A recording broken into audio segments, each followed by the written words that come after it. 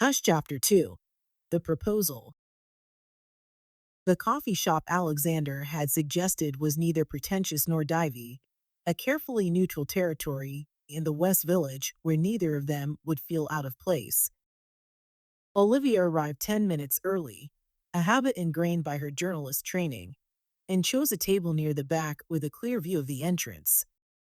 She ordered a simple black coffee and tried to calm the nervous flutter in her stomach. As she waited, her mind drifted to their unexpected encounters over the past 2 weeks, moments that had gradually transformed Alexander Blackwood from a subject to be interviewed into something more complex, something more human. The first time had been at the Marisol Vega Gallery opening in Chelsea. Olivia had gone to support her former classmate, expecting an evening of catching up and admiring Marisol's vibrant canvases.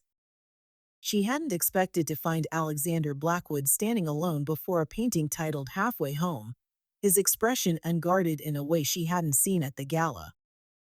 "It's even better up close, isn't it?" she'd said, surprising herself by approaching him. He turned, momentarily startled.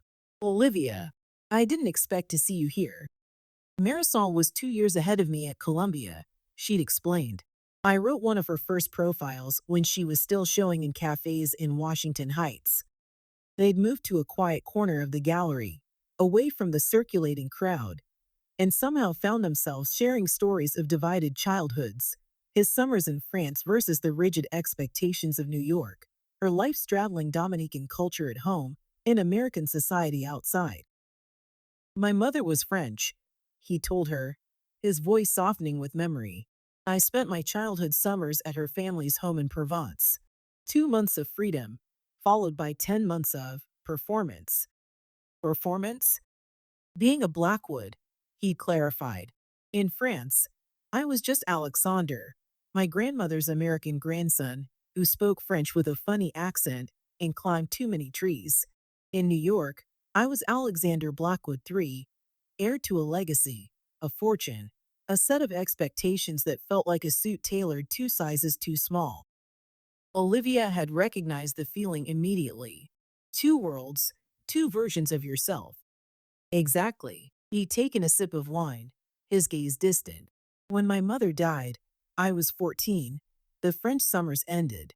My grandfather thought they were distracting me from my responsibilities here."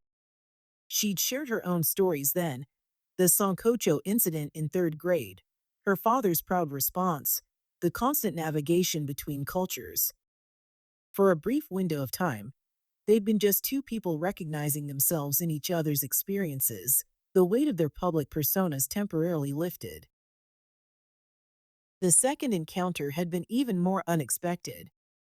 Alexander had called to ask about the youth art program at the foundation, wondering if she'd be willing to discuss it over dinner. She'd suggested El Malecon in Washington Heights, half expecting him to counter with somewhere in Midtown or Tribeca. Instead, he'd agreed immediately. She'd waited outside the restaurant, amused as she spotted him approaching, overdressed in a blazer and Italian loafers, looking slightly bewildered as he navigated past children playing in an open fire hydrant and elderly men engaged in intense domino matches. "I think I just walked through 3 birthday parties and a domino tournament," he'd said, slightly breathless. "Welcome to Washington Heights," she'd replied with a grin. "If you make it past the Abuela gauntlet, you're officially a local." Inside, surrounded by the familiar cacophony of Spanish conversations and merengue playing softly in the background, she'd watched Alexander study the menu with the careful concentration of someone determined not to make a mistake. "What do you recommend?" he'd ask, lowering his voice. "You trust me?" she challenged, and after a moment's hesitation, he nodded. "I'm in your hands." She'd ordered for both of them, palo al horno, moro de guandules, tostones, and mango. When the food arrived, Alexander had eyed the mashed plantains with visible suspicion. "Is this potatoes?" he'd asked, poking at the mango. Olivia had laughed. "Plantains. Trust me, it's better than it looks." His first tentative bite had transformed into genuine appreciation. That's actually delicious. Why have I never had this before? Because you've been living in a culinary bubble, she teased. Throughout the meal, she'd shared stories about her neighborhood, the community that had raised her, the traditions that had shaped her. Alexander had listened with genuine interest, asking thoughtful questions about her family and her experiences. When the conversation turned to his foundation's youth art program, he'd surprised her with his candor. I started it after seeing how art therapy helped a friend through grief, he'd admitted. I wanted to give kids a way to express things they can't say out loud. Sometimes words aren't enough. Olivia had nodded, feeling a spark of understanding. That's why I write. To make sense of things, to give them shape.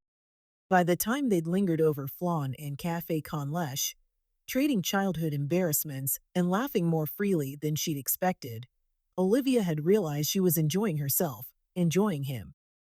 The Alexander Blackwood sitting across from her, attempting to pronounce Dominican dishes and laughing at his own mistakes, was nothing like the polished philanthropist she'd met at the gala. Walking him to the subway later, she'd caught him glancing back at the restaurant, a smile lingering on his lips. Thank you for tonight, he'd said, for showing me your world. Something warm had unfurled in her chest at those words, at the sincerity behind them. Now, as the bell above the coffee shop door chimed, Olivia looked up to see Alexander enter. In daylight, without the trappings of black tie formality, he looked different, still polished in his tailored navy suit, but somehow more approachable. Their eyes met, and he smiled, a real smile that reached his eyes, not the practiced one she'd first seen at the gala. Olivia, he said, extending his hand. Thank you for meeting me. After Mangu and art galleries, coffee seems pretty tame, she replied, returning his smile. A flash of relief crossed his face, as if he'd been worried she might regret their previous encounters. True, though I suspect this conversation might be anything but tame. He went to the counter and returned with an espresso, settling across from her with a quiet intensity that reminded her of their first meeting. But now, having glimpsed the person beneath the polished exterior, Olivia found herself more curious than wary. So, she said, you mentioned having something unconventional to discuss. Alexander nodded, his fingers tapping lightly against his cup, a small tell of nervousness she wouldn't have noticed 2 weeks ago. I do. And I want to preface this by saying that I wouldn't be having this conversation if our paths had crossed only once. But after getting to know you, even briefly, he paused, seeming to gather his thoughts. I believe you're someone I can trust. The word hung between them. Trust. Weighted with significance.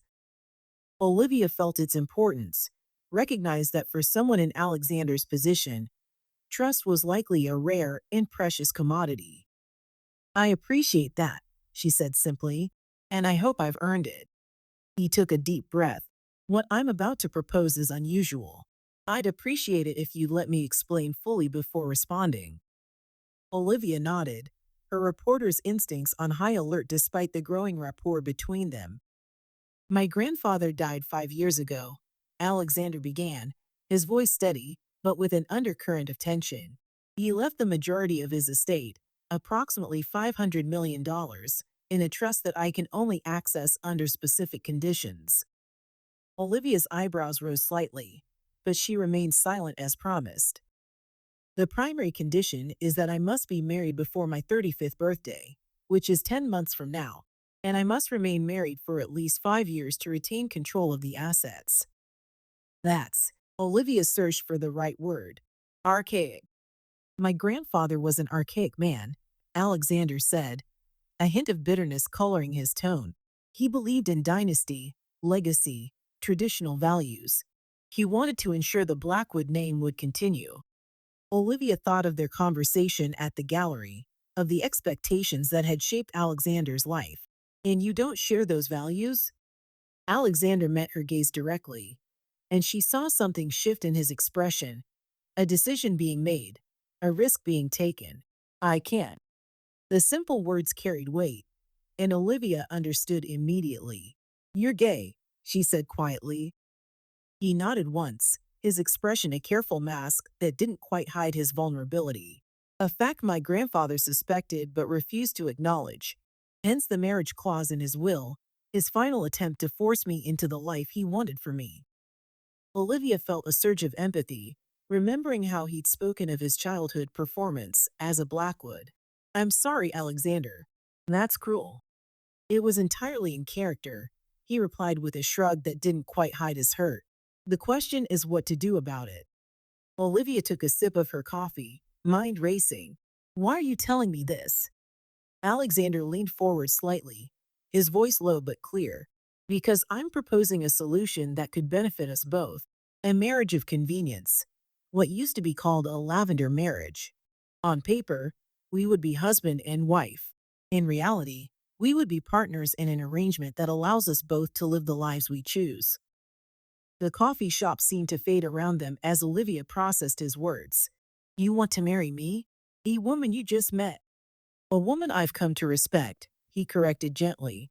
"Someone who understands what it means to navigate between worlds, to carry family responsibilities, to make difficult choices." He paused, his expression earnest. "I'm not proposing a romantic relationship, Olivia. I'm proposing a business arrangement, one that would provide you with financial security and me with the freedom to control my inheritance." Olivia studied him, searching for any hint of deception or manipulation. All she saw was hope and fear in equal measure. "Why me? You could approach anyone with this offer." "Not anyone," Alexander countered. "I need someone intelligent, independent, and discreet. Someone who understands the value of the arrangement, but won't be blinded by the money." His voice softened. "Someone I could genuinely like and respect as a friend." Olivia felt a strange mix of flattery and wariness. "And you got all that from a few conversations?" "I got enough to want to have this conversation," he said simply. "To trust you with the truth about myself, which is something I've shared with very few people." She sat back, considering. There was something disarming about his honesty, about the way he'd allowed her to see glimpses of the real Alexander Blackwood over their brief acquaintance. "What would this arrangement entail, exactly?" "We would marry legally. You would move into my home. Appearances matter for the trustees who monitor the conditions of the will. We would attend necessary social functions together and maintain the public image of a happy couple." He spoke with the precision of someone who had thought this through carefully, but there was a hesitancy in his manner that hadn't been there before, as if he was afraid of her reaction, of asking too much. "In private, we would lead separate lives.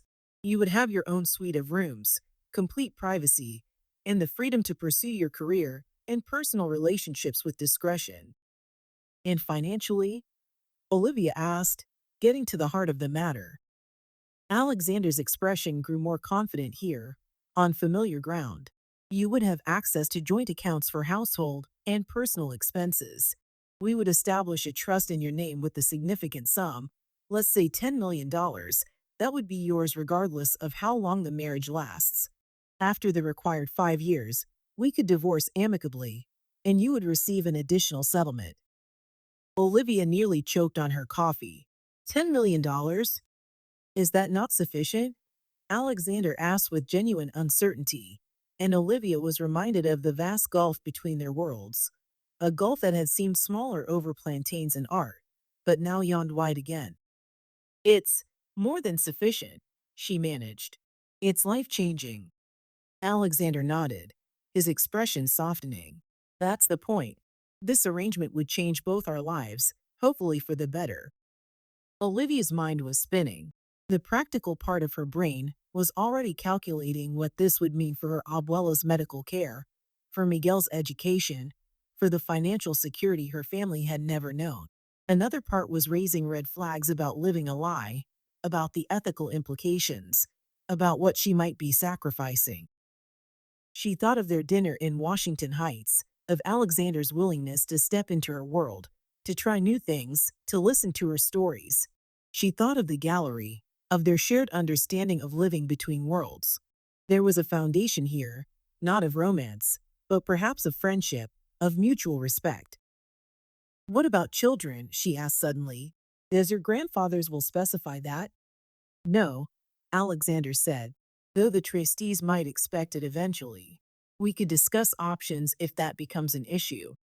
And what about? Olivia hesitated, unsure how to phrase the question delicately. Sex, Alexander supplied, his tone matter of fact though a faint flush colored his cheeks. There would be none between us. As I said, this would be a marriage in name only. You would be free to have discreet relationships, as would I. Olivia nodded, feeling a strange relief mixed with lingering uncertainty. And what happens if I meet someone I want to be with openly? Or if you do? We would cross that bridge when we come to it, Alexander said, his expression thoughtful. The arrangement would need to be flexible enough to accommodate real life, while maintaining the necessary appearances. This is, Olivia shook her head, searching for words. A lot to process, Alexander finished for her, his voice gentle. I know, and I don't expect an answer today. Take time to think about it, ask questions, consider the implications. He reached across the table, not quite touching her hand but close. This isn't a decision to make lightly, Olivia, for either of us. In that moment, she saw again the vulnerability she'd glimpsed at the gallery, the man behind the Blackwood name, taking a risk, placing his trust in her. It was both flattering and terrifying. Why not just challenge the will? She asked. Surely in this day and age, a court would find those conditions discriminatory. I've considered it, he admitted, leaning back. But challenging the will would mean publicly coming out, dragging my family's name through a legal battle, and potentially losing control of the foundation's work. The trustees would fight it, and even if I won, the scandal would damage initiatives I care deeply about. He paused, his expression troubled. And there's no guarantee I would win. My grandfather's lawyers were very careful with the language. Olivia nodded slowly. She understood the weight of family obligation all too well, had felt it pressing on her own shoulders since her parents' death. I need to think about this, she said finally. Of course. Alexander reached into his jacket and produced a business card. My private number is on the back. Call me when you've made a decision, or if you have more questions. As he stood to leave, he added, Whatever you decide, Olivia, I appreciate your consideration, and I hope we might remain friends, regardless. The sincerity in his voice touched her. 2 weeks ago, she would have dismissed such a statement from Alexander Blackwood as polite fiction. Now, having shared meals and memories, having glimpsed the person beneath the polished exterior, she found herself believing him. I'd like that, she said, and meant it. After he left, Olivia sat for a long time, turning the business card over in her fingers. The embossed Blackwood Foundation logo caught the light, a symbol of wealth and power she had never imagined having access to. With a deep breath, she tucked the card into her wallet and left the coffee shop, stepping into a New York afternoon that somehow looked exactly the same, though everything had changed. What Alexander hadn't told her, what he couldn't tell her yet, was that there was more to his grandfather's will than a simple marriage clause. There were conditions within conditions, tests of the marriage's authenticity that would make their arrangement far more complicated than either of them yet realized. And what Olivia didn't know was that her own past contained secrets that would soon collide with the Blackwood legacy in ways neither of them could predict. As she walked home, her mind replayed moments from their encounters, Alexander's face as he'd tasted mango for the first time, his quiet voice describing summers in France, the way he listened, really listened, when she spoke of her family. She thought of his proposal, of the trust he'd placed in her, of the possibilities that stretched before her, both exhilarating and terrifying. $10 million. Financial security for her entire family. The end of constant worry. And all it would cost was 5 years of her life, living a carefully constructed lie alongside a man who was, in many ways, still a stranger, but perhaps, someday, could be a friend.